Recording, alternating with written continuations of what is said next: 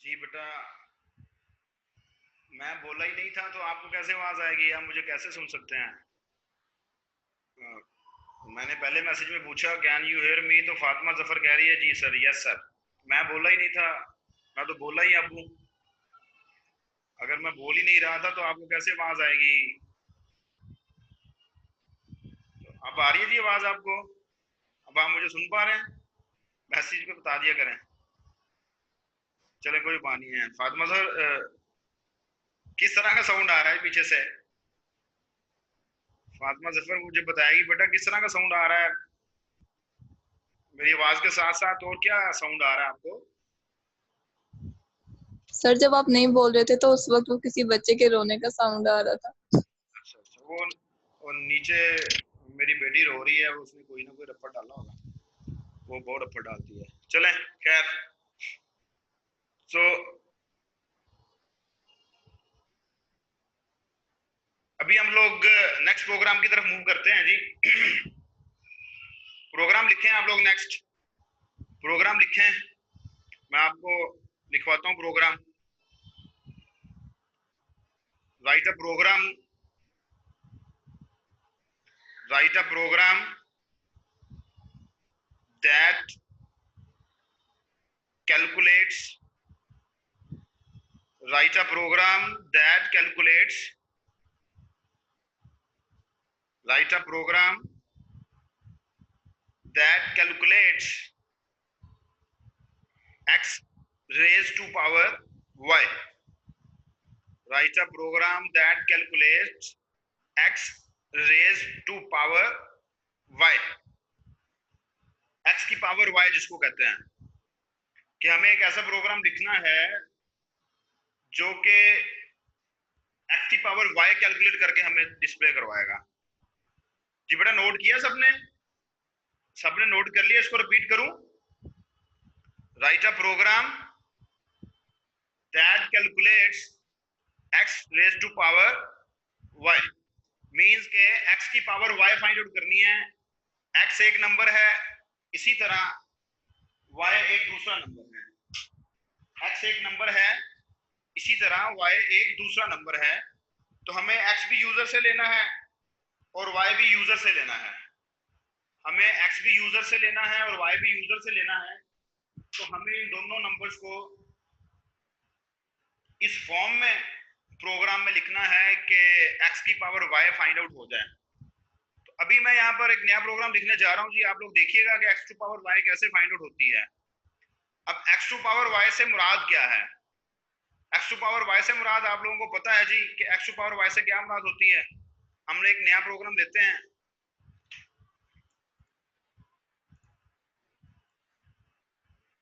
x to power y से मुराद ये होती है कि अगर 2 की पावर 3 दिया गया है तो 2 3 टाइम मल्टीप्लाई होता है, ये हम सब लोग जानते हैं। लेकिन 2 3 टाइम एक दफा में मल्टीप्लाई नहीं होता। पहले 2 मल्टीप्लाइड बाई 2 4 आएगा, फिर 4 2 के साथ मल्टीप्लाई होगा, फिर मेरा रिजल्ट आएगा। तो हम लोग एक प्रोग्राम लिखने की कोशिश कर रहे हैं। हम कोशिश करते हैं जी के हैश इंक्लूड आयोस्ट्रीम और hash include conio.h void void main start करते हैं यहाँ से। Very simple program. कोई ऐसा आप लोग शायद सोच रहे हो कि पता नहीं कैसा प्रोग्राम आ गया है, क्या करेंगे।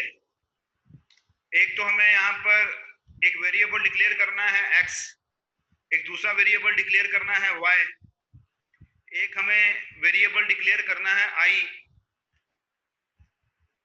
लूप को कंट्रोल करने के लिए। मिनिमम हमें 3 वेरिएबल्स रिक्वायर्ड हैं, एक x,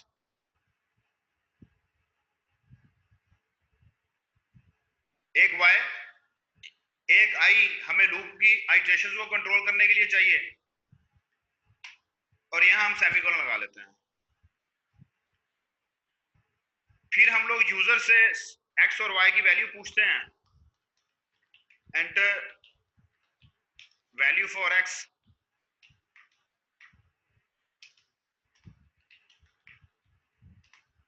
सी आउट, एंटर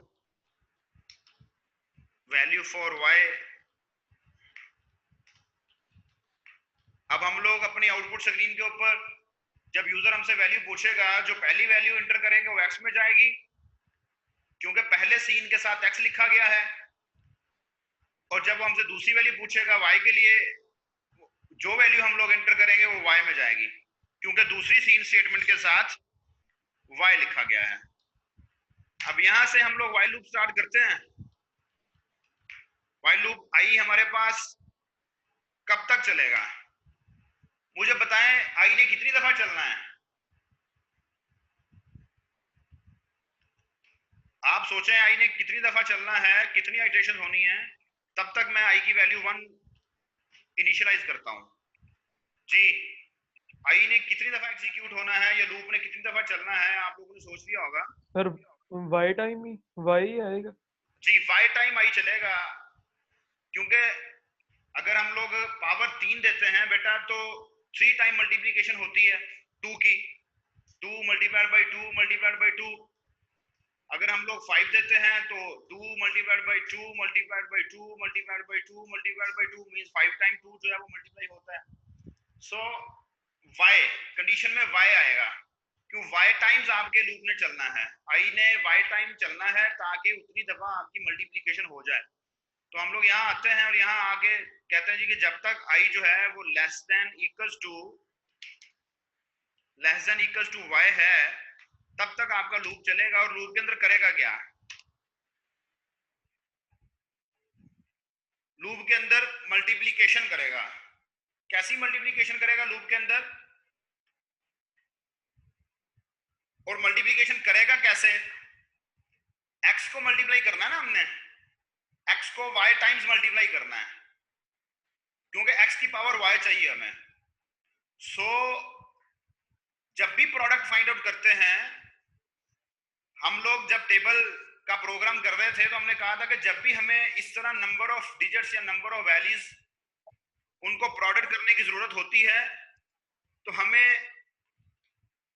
एक वेरिएबल लेना पड़ता है, उसकी वैल्यू 1 रखनी पड़ती है। जैसे सम करते हैं, ऐड करते हैं, तो हम लोग एक वेरिएबल सम लेते हैं, उसकी वैल्यू 0 रखते हैं। उसी तरह हम लोगों ने जब टेबल वाला प्रोग्राम किया था तो हमने ये बात बार बार डिस्कस की थी बेटा कि जब आप लोगों को एक नंबर को किसी दूसरे नंबर के साथ मल्टीप्लाई करना होता है या एक सीरीज ऑफ नंबर्स को आपस में मल्टीप्लाई करना होता है, तो फिर हम लोग एक वेरिएबल लेते हैं और उसकी वैल्यू 1 रखते हैं। जी सही में आपको क्वेश्चन है कोई? यू रेज योर हैंड, आपको कोई क्वेश्चन है? नो सर नो, वैसे ही हाथ। ठीक है, सर ठीक कोई क्वेश्चन नहीं है। ठीक है बेटा, सही है। सो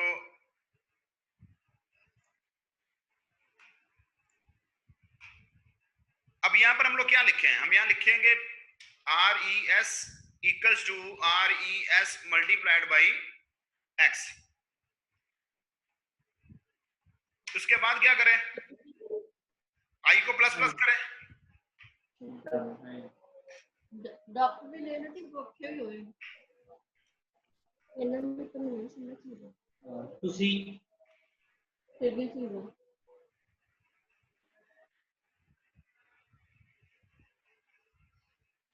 यहां हम लोग फाइनली बेटा सी आउट करते हैं x raise to power y is या इक्वल टू का साइन डाल लें,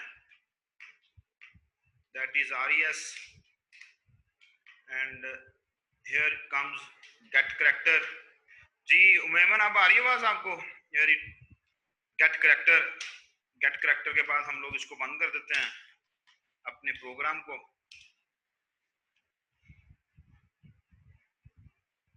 तो यहाँ पर आप लोग देख रहे हैं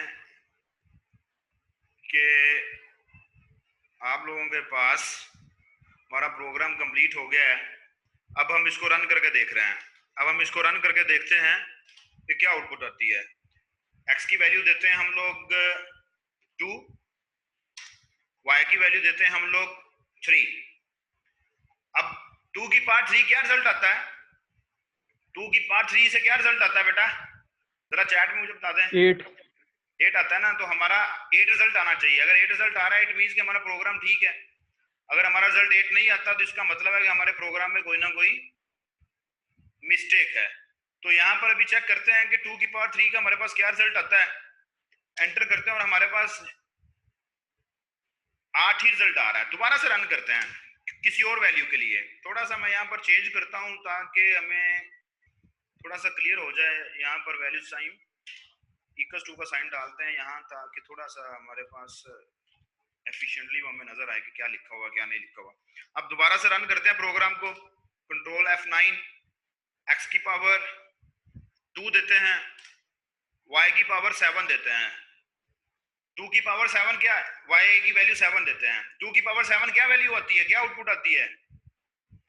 2 की पावर 7 कैलकुलेट करके बताएं मुझे क्या आउटपुट आ रही है। 2 की पावर 7 से क्या आउटपुट आती है? 128 जी 128। तो इट मींस के यहाँ पर अब हमारे पास 128 रिजल्ट आना चाहिए। हम लोग चेक करते हैं जी, 128 ही आ रहा है।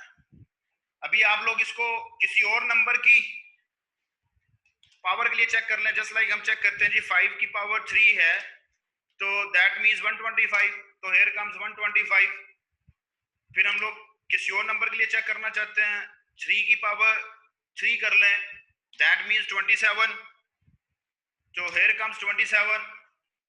अब यहाँ आप लोग देखें कि जब हमारे सामने ये कोड नहीं लिखा हुआ था तो हम लोग सोच में पड़ गए थे कि पता नहीं x की पावर y कैसे फाइंड आउट करनी है। अब हमारे पास कोड सामने लिखा हुआ है तो जस्ट एक लाइन के अंदर हमारे पास पावर कैलकुलेट हो रही है। अब आप लोग देखें, मैं इसको इस प्रोग्राम को रन करता हूं, साथ साथ बेटा इसको फॉलो कर लीजिएगा, साथ साथ फॉलो कीजिएगा इसको। आप लोग देखिएगा कि क्या हो रहा है। जब प्रोग्राम रन होगा तो आपसे x की वैल्यू मांगेगा, y की वैल्यू मांगेगा। आप फर्स्ट वैल्यू देंगे तो वो x में चली जाएगी, सेकंड वैल्यू देंगे तो y को असाइन हो जाएगी। फिर i की वैल्यू हमारे पास 1 है, 1 less than equals to y, y की वैल्यू हमने 3 दी थी तो 1 less than equals to 3, that means condition true हो गई। यहां याद रखना है बेटा, पहले भी डिस्कस हो चुका है, ये जो ऑपरेटर है ना, ये असाइनमेंट ऑपरेटर इक्वल्स टू का साइन जो है, ये जो इक्वल्स का साइन है जब भी हमारे पास लिखा जाता है तो पहले इसकी राइट साइड को एग्जीक्यूट किया जाता है, लेफ्ट साइड को एग्जीक्यूट नहीं किया जाता, राइट साइड को एग्जीक्यूट किया जाता है। ठीक है, तो यहाँ पर हमारे पास क्या होगा, जब आप लोग लूप के अंदर आ जाते हैं तो RES की वैल्यू 1 है, 1 मल्टीप्लाइड बाई 2, x की वैल्यू हमने 2 दी थी, 1 मल्टीप्लाइड बाई 2 असाइन हो गया RES को। अब RES की वैल्यू 2 बन गई है।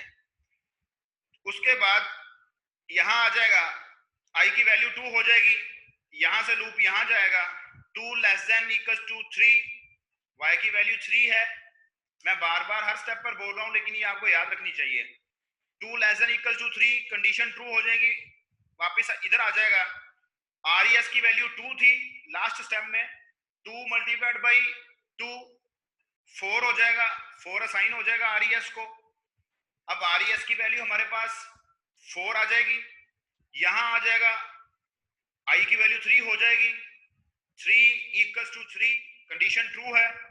फिर इधर आ जाएगा, 4 मल्टीप्लाइड बाई 2 8, RES को 8 असाइन हो जाएगा, यहां आएगा 4, कंडीशन फॉल्स हो जाएगी तो लूप से बाहर चला जाएगा, यहां आ जाएगा, यहां आगे वो x raise to power y equals to RES की वैल्यू जो भी होगी उसको डिस्प्ले करवा देगा। तो RES की वैल्यू क्या थी, 8।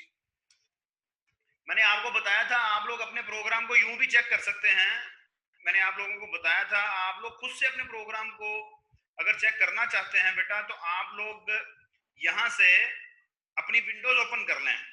यहां से मैं वॉच विंडो ओपन कर लेता हूं।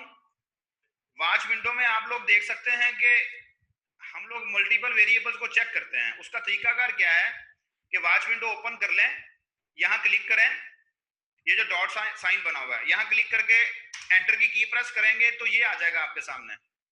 मैंने मैंने किस वेरिएबल को वॉच करना है? मैंने आई को वॉच करना है। एंटर की प्रेस कर दें, डाउन एरो से नीचे आए, फिर एंटर की प्रेस करें। मैंने किस वेरिएबल को वॉच करना है? आरईएस को वॉच करना है। एंटर की प्रेस करें। इसके साथ आपने किसी और वेरिएबल को वॉच करना है तो आप लोग उसको भी लिख सकते हैं। सो मैं इस प्रोग्राम को अब लाइन वाइज कंपाइल करूंगा यूजिंग F7, सिर्फ F7।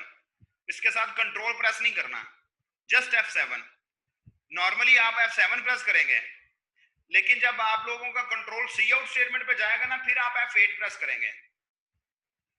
उसकी रीजन ये है कि जब आप सी आउट स्टेटमेंट पे जाके F7 प्रेस करते हैं ना, तो कंपाइलर सी आउट के प्रोग्राम में आपको ले जाता है, सी आउट के कोड में आपको ले जाता है। एक दफा हम चेक कर लेते हैं, उसके बाद नेक्स्ट टाइम फिर मैं सी आउट के अगेंस्ट F8 ही प्रेस करूंगा। आप हंसला शाह जिस मर्जी वेरिएबल को वॉच कर सकते हैं बेटा। यहां देखें, मैं एक्स और वाई को भी वॉच करना चाहते हैं तो वॉच कर लें। मैं डाउन एरो से नीचे आता हूं, मैं एक्स को वॉच करना चाहता हूं, फिर मैं डाउन एरो से नीचे आऊंगा, फिर मैं वाई को वॉच करना चाहता हूं। ये अभी हम लोगों ने एक्स और वाई को इसलिए वॉच किया,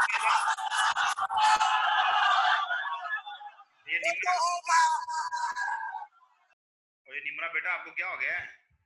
ये 24014।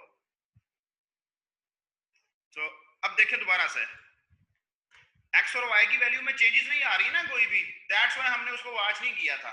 लेकिन अगर आप कहते हैं तो हम वॉच कर लेते हैं, ठीक है। लेकिन आप लोग देखेंगे कि एक्स और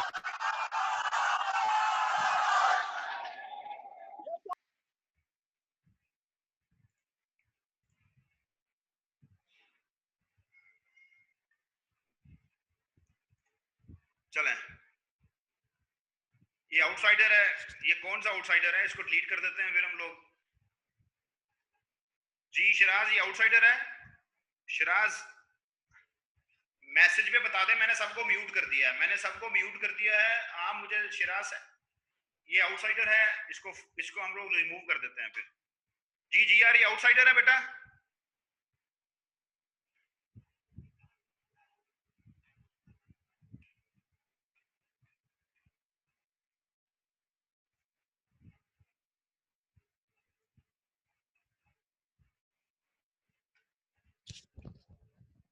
मैंने रिमूव कर दिया इसको, आप इसके मैसेज को ना पढ़ें, कोई बात नहीं, मैंने रिमूव कर दिया। कोशिश किया करें ना आप लोग अपने फ्रेंड्स को दे देते हैं लिंक मीटिंग का। आप लोग मीटिंग का लिंक फ्रेंड्स को दे देते हैं, आप पासवर्ड दे देते हैं उसको, तो आपके फ्रेंड्स हैं वो आगे किसी ना किसी को दे देते हैं।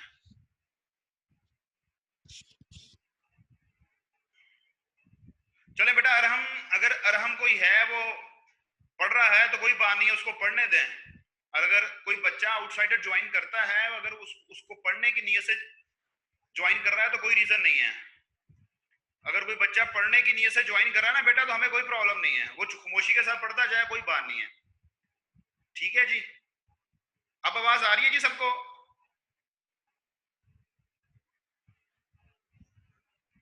अब आवाज आ रही है सबको? अब चले, तो यहाँ पर अब हम लोग इस प्रोग्राम को लाइन वाइज चेक करते हैं, लाइन वाइज कंपाइल करते हैं। मैं F7 प्रेस करूंगा, F7 से हम लोग इसको स्टार्ट करते हैं प्रोग्राम को रन करना। अब देखें, जब मैंने F7 प्रेस किया तो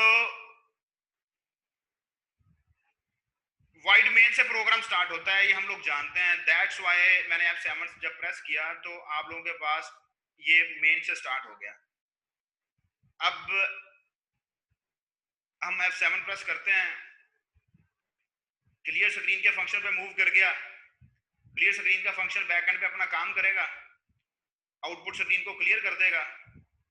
अभी आप वॉच विंडो देखें, वॉच विंडो में आई, आरईएस, एक्स और वाई की अननोन वैल्यूज आ रही हैं। इसका मतलब यह है कि आई को, आरईएस को, एक्स को और वाई को मेमोरी एलोकेट हो चुकी है। अभी इनको मेमोरी एलोकेट हो चुकी है, ये डिक्लेयर हो चुके हैं, लेकिन ये इनिशियलाइज नहीं हुए, ठीक है बेटा। ये जो गार्बेज वैल्यूज हमें शो हो रही हैं, ये गार्बेज वैल्यूज हमारे पास लोकेशंस पर पड़ी हैं, जो memory locations I, are E S, x और वाई को असाइन की गई हैं। सो जी, कोई पुरानी वैल्यूज पड़ी हैं, गार्बेज वैल्यूज मेमोरी में पड़ी हैं, उन मेमोरी लोकेशन पे पड़ी हैं जो आई, एक्स, वाई और आर ई एस को असाइन हुई हैं। F7 प्रेस करते हैं जी, सी आउट स्टेटमेंट पे जाएगा। यहां जाके मैं F7 प्रेस करूंगा तो आप लोग देखें क्या चेंज आती है। ये देखें, ये कोड तो हमारे प्रोग्राम का हिस्सा ही नहीं है। ये कोड हमारे प्रोग्राम का हिस्सा है जो आपको नजर आ रहा है। ये कोड डायरेक्टली हमारे प्रोग्राम का हिस्सा नहीं है। ये कोड iostream.h का पार्ट है। हम लोग iostream.h अपने प्रोग्राम में इंक्लूड की हुई है हमने। दैट्स व्हाई हम लोग ये बार बार पढ़ के आए हुए हैं कि अगर हमें सी आउट यूज करना है तो iostream.h इंक्लूड करना पड़ती है। तो iostream.h इंक्लूड करने की वजह से हमारे पास क्या हुआ कि जब हम लोग सी आउट पर जाके F7 प्रेस करते हैं तो वो हमें iostream.h में ले जाता है। इस वजह से मैं आपसे कह रहा था कि जब भी सी आउट स्टेटमेंट आएगी तो आपने F7 प्रेस नहीं करना, फिर आपने F8 प्रेस करना है। अभी सीन के ऊपर आ गया।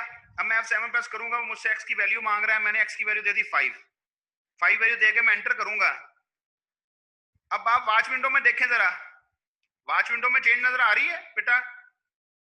आई भी इनिशियलाइज हो चुका है, आर ई एस भी इनिशियलाइज हो चुका है और x भी इनिशियलाइज हो चुका है।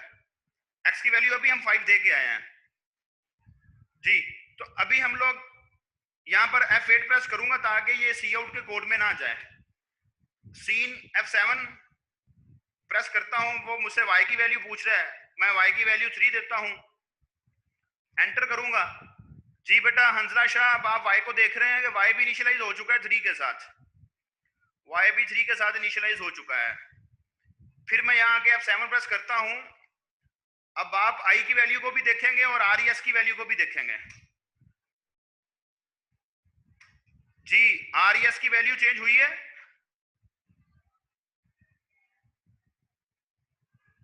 आर ई एस की वैल्यू 5 हो गई। आर ई एस की वैल्यू 5 बेटा इसलिए हुई क्योंकि x 5 था, आर ई एस 1 था, 1 multiplied by 5 equals to R E S की वैल्यू 5 हो गई।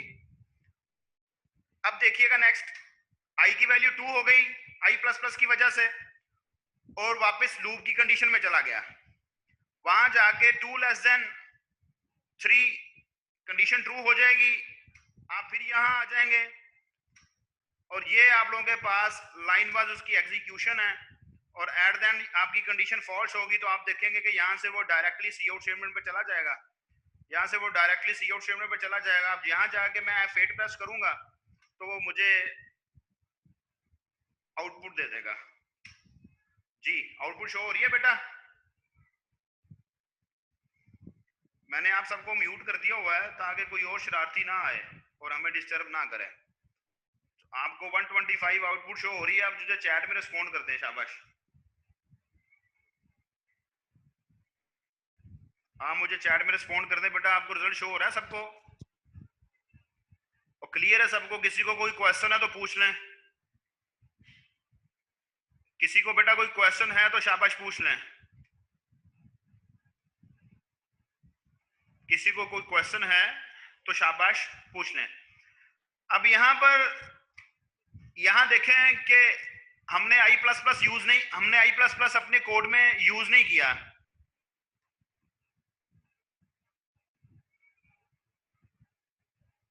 जी हंसला शाह, ये जो आर ई एस का वेरिएबल बेटा हमने डिक्लेयर किया है ना, आर ई एस का, ये प्रोडक्ट के लिए होता है।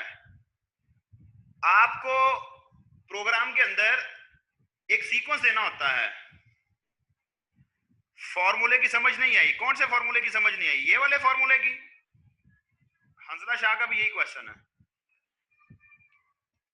बेटा। मल्टीप्लिकेशन करनी है ना, हमें मल्टीप्लिकेशन करनी है। हमें मल्टीप्लिकेशन करनी है। जैसे लास्ट प्रोग्राम में हमने एडिशन की थी, अगर मैं आपसे 2 मल्टीप्लाइड बाई 2 देता हूं तो हंसला शाह और उम्मे ऐमन बेटा आप कैसे इनको मल्टीप्लाई करेंगे एट वंस? चले आप एट वंस मल्टीप्लाई नहीं कर सकते, आप प्रोग्राम के अंदर 2 मल्टीप्लाइड बाई 2 कैसे करेंगे?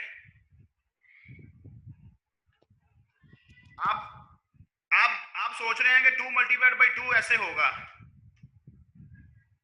x मल्टीप्लाइड बाई x है, 2 मल्टीप्लाइड बाई 2 कितना हो गया 4, ठीक है जी। अब नेक्स्ट टाइम आप आएंगे तो फिर 2 मल्टीप्लाइड बाई 2 हो जाएगा, फिर RES में 4 आ जाएगा। अब नेक्स्ट टाइम लूप में आएंगे फिर 2 मल्टीप्लाइड बाई 2 हो जाएगा, फिर आप लोगों के पास 4 आ जाएगा। हमें कोई ऐसा मैकेनिज्म ढूंढना है कि हम लोग पहले वाले 2 से स्टार्ट करें और लास्ट वाले 2 तक जाएं। हम फर्स्ट वाले 2 से स्टार्ट करें और लास्ट वाले 2 पर जाएं। दैट्स वाई ये बात याद रख लें कि जब भी प्रोडक्ट करनी पड़ती है ना हमें किसी नंबर ऑफ सीरीज की, एक सीरीज में कोई नंबर्स दिए हुए हैं उनकी हमें प्रोडक्ट करना पड़ जाए, या एक सीरीज में नंबर आ रहे हैं उनको हमें ऐड करना पड़ जाए, तो हमें पहले नंबर से स्टार्ट करना पड़ता है। पहला नंबर तो एक दफा ही आएगा ना, अब 2 फर्स्ट टाइम आ गया, अब 2 को किसके साथ मल्टीप्लाई करें। दैट्स व्हाई जब भी प्रोडक्ट करना पड़ता है तो हमें एक वेरिएबल इस तरह डिक्लेयर करना पड़ता है, उसको यूज करना पड़ता है। होप्स हो कि आपने हंसरा शाह फॉलो कर लिया बेटा। और जब हमें ऐड करना पड़ता है, जैसे लास्ट प्रोग्राम में हम सम करके आए थे, तो हमें सम का एक वेरिएबल लेना पड़ता है 0, और सम की वैल्यू 0 इसलिए लेनी पड़ती है क्योंकि एडिशन करने से 0 में कुछ भी ऐड करने से हमारे पास रिजल्ट में फर्क नहीं पड़ता, वो number as it is result में आ जाता है। और मल्टीप्लिकेशन में हमें वेरिएबल की वैल्यू 1 इसलिए लेनी पड़ती है क्योंकि मल्टीप्लिकेशन में अगर हम 0 के साथ मल्टीप्लाई करेंगे तो रिजल्ट 0 आ जाएगा, जबकि हमें वो एज इट इज नहीं चाहिए। हमें अपनी मल्टीप्लिकेशन के रिजल्ट को या एडिशन के रिजल्ट को कंट्रोल करना है, उसके लिए फिर हमें RES या सम वाले वेरिएबल्स यूज करने पड़ते हैं, क्योंकि जहां भी आपके पास मल्टीपल नंबर्स हैं, आप उनको ऐड करना चाहते हैं या मल्टीप्लाई करना चाहते हैं, तो आपको कोई ना कोई मैकेनिज्म ढूंढना पड़ेगा। यहाँ पर स्क्रीन पर वो नंबर नहीं लिखे जाएंगे, यहाँ हमें प्रोग्राम के हिसाब से ढूंढना पड़ेगा, सोचना पड़ेगा। सो हम लोग नेक्स्ट चलते हैं, थोड़ा सा जल्दी से चेक करते हैं। अब हमने i++ को यहाँ आई को अपने प्रोग्राम में यूज नहीं किया बेटा, अपने कोड में मल्टीप्लिकेशन के लिए या किसी दूसरे पर्पस के लिए यूज नहीं किया। इस प्रोग्राम के अंदर आई का काम सिर्फ और सिर्फ आइट्रेशंस को कंट्रोल करना है, लूप की आइट्रेशंस को। अब हमने i++ यहाँ लिखा हुआ है, आप i++ ऊपर भी लिख लेंगे ना यहाँ पर RES से पहले भी, तो कोई फर्क नहीं पड़ेगा। फिर भी हमारे पास हम देते हैं जी 5, y की वैल्यू 3, 125, हमें कोई फर्क नहीं पड़ेगा। लेकिन जब हम लोग i को यूज करते हैं देन हमें फिर ये सोचना पड़ेगा कि हमने i को कहाँ रखना है, i को शुरू में लिखना है, i को सेंटर ऑफ द कोड लिखना है, i को लास्ट पे लिखना है, फिर आपको सोचना पड़ेगा, आपको देखना पड़ेगा। जी अब क्लियर है बेटा सबको?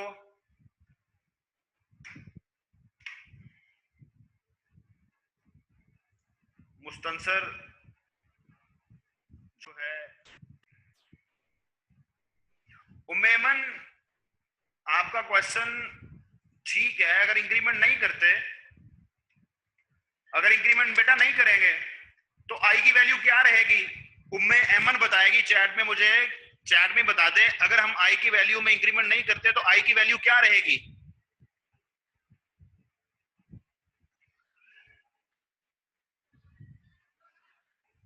बेटा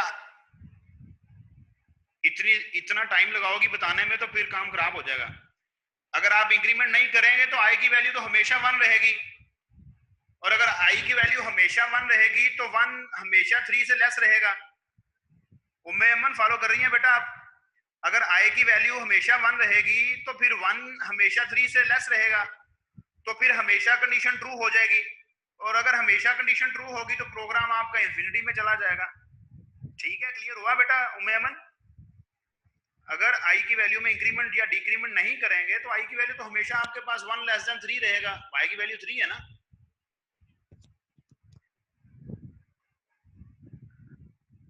जी हंसला शाह, अगर आप यहाँ पर आई यूज करेंगे बेटा, आई आपको डिस्टर्ब करेगा, फिर आपको कंट्रोल करना पड़ेगा आई को। देखते हैं यहाँ आई यूज करके देखते हैं कि रिजल्ट सही आता है या नहीं आता। हंसला शाह की बात मानते हुए हम लोग यहाँ पर आई को यूज करके देखते हैं और देखते हैं कि हमारे पास रिजल्ट जो है वो ठीक आता है या नहीं आता। आई की वैल्यू बेटा देखें, आई की वैल्यू तो 1 2 3 4 5 6 बननी है। हमारी रिक्वायरमेंट नहीं पूरी कर रहा आई अभी तक। चेक करके देखते हैं, हो सकता है ठीक कर दे। x की वैल्यू 5 देते हैं, y की वैल्यू 3 देते हैं। जी हंसला शाह क्लियर हुआ बेटा आपको?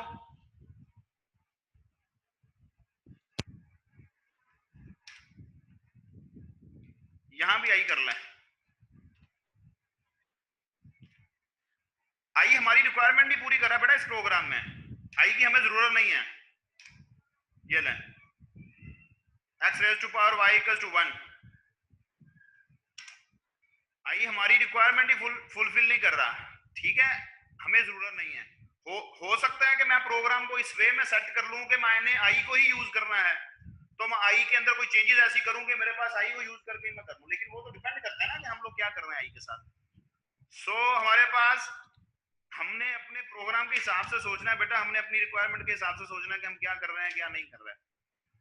सो यहाँ पर एक और क्वेश्चन था एक स्टूडेंट का, मुझे अब भूल गया है क्या क्वेश्चन। चले खैर जी, हमारे पास अब जो स्टूडेंट्स अवेलेबल हैं इस वक्त पार्टिसिपेंट्स, हंजला शाह, उससे पहले अब्दुल बासित है, अदनान हाशिम है, अमतुल वदूद सानिया है, अक्सा उमर है, अरीबा फरूकी है, अरहम है। ये अरहम कौन है बेटा? ये इसका रोल नंबर नहीं लिखा हुआ। यही आप कह रहे थे कि ये आउटसाइडर है कोई? ये अरहम के बारे में आप कह रहे थे कोई आउटसाइडर है? जी मुझे चैट में रिस्पॉन्ड कर दें शिराज, ये अरहम कोई आउटसाइडर है? CR GR अगर आउटसाइडर नहीं है तो इसे बोलें कि अपना रोल नंबर लिखें। चले कोई बात नहीं है, हो सकता है कि वो हमारे पास कोई जूनियर हो, कोई सीनियर हो, या कोई मॉर्निंग का स्टूडेंट हो। चले खैर, ईमान तारिक है, फातिमा जफर, हंजला शाह है, जुनेद अफजल, कशफ, इलियास, किंजा आलमगीर, किरण शहजादी, कोमल बीबी, मारूफ, मोहम्मद उमर, मोहम्मद उस्मान, मुस्तंसर। मोहम्मद उस्मान अपने साथ रोल नंबर लिखें बेटा। मुस्तंसर अली। जी अरहम बेटा, आप हमें डिस्टर्ब नहीं कर रहे, इसलिए हमें कोई प्रॉब्लम नहीं है। आप अगर खामोशी के साथ हमारा लेक्चर सुन रहे हैं, अगर आप लर्निंग के लिए, होप्स हो कि आपकी लर्निंग हो रही होगी, होप्स हो कि आप लर्न कर रहे होंगे, तो अगर आप हमें तंग नहीं करेंगे तो मोस्ट वेलकम, आप ज्वाइन कर लें मीटिंग को, कोई इशू वाली बात नहीं है। जो मोहम्मद उस्मान है जी, मुस्तंसर है, कुरतुल ऐन है, राबिया अकबर है, राबिया नवाज है, रोहा जैनब, शिराज अहमद, तैमूर कादिर, उम्मे अमन, उस्मान रमजान और Zaeem Ali. These are the students जो कि इस मीटिंग में हमारे साथ थे। तो होप्स हो कि आप लोग फॉलो कर रहे हैं। तो बेटा इंशाल्लाह नेक्स्ट क्लास में आपके साथ मुलाकात होगी, अपना ख्याल रखिएगा। और स्पेशली कुछ सिटीज़ के अंदर, कुछ इलाकों के अंदर अभी वो लॉकडाउन भी काफ़ी स्ट्रिक्ट कर रहे हैं, सील भी कर रहे हैं कुछ इलाकों को, क्योंकि हालात ख़राब हैं। अपना ख्याल रखेंगे और अपने घर वालों का भी ख्याल रखिएगा। अल्लाह हाफिज़।